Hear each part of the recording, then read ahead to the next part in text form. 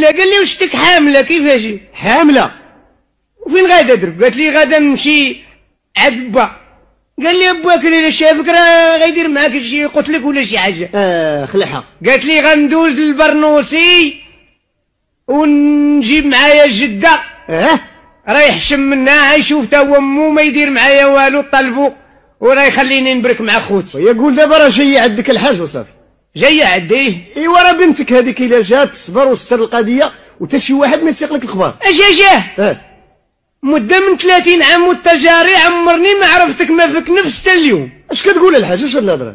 انا نصحابك غتقول لي العين لا شافت العين ما تدوزها تدوزها ميته. ويلي على الحاج ويلي وشوفوا الله ضربتيها تمشي للحبس. ونمشي حتى كتخاف من الحبس؟ والقانون راه ما كيرحمش الحاج.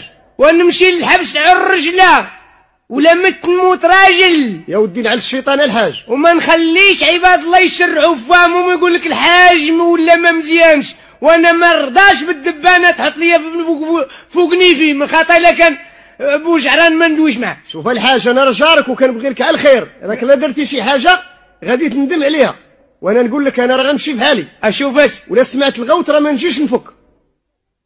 انت على اليمين على ذبحتها دمها ما يوصلش للارض. على الشيطان الحاج. شوف انت عما فيك نفس سير براكتك تكمش.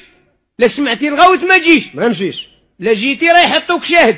نعم. تعرف الشهاده في هذا الزمن وعرت راك تولي طالع هابط، ما ربما تفاوت في شي كلمه يدخلوا امك التقلاصه. ومالي يا خويا على هادشي بنتك هذيك دبر منك ليها. خليني مني ليه انا خاصها تبان هاد الزويجه لاش دايره انا. والله هذيك الحاج على الشيطان على الشيطان. انا راجل ونص لمت هاد الزويجه خويا بوها ما بقات صيده ما بقات ما كاين ما يدار قتل بوها انا نغبر عليها.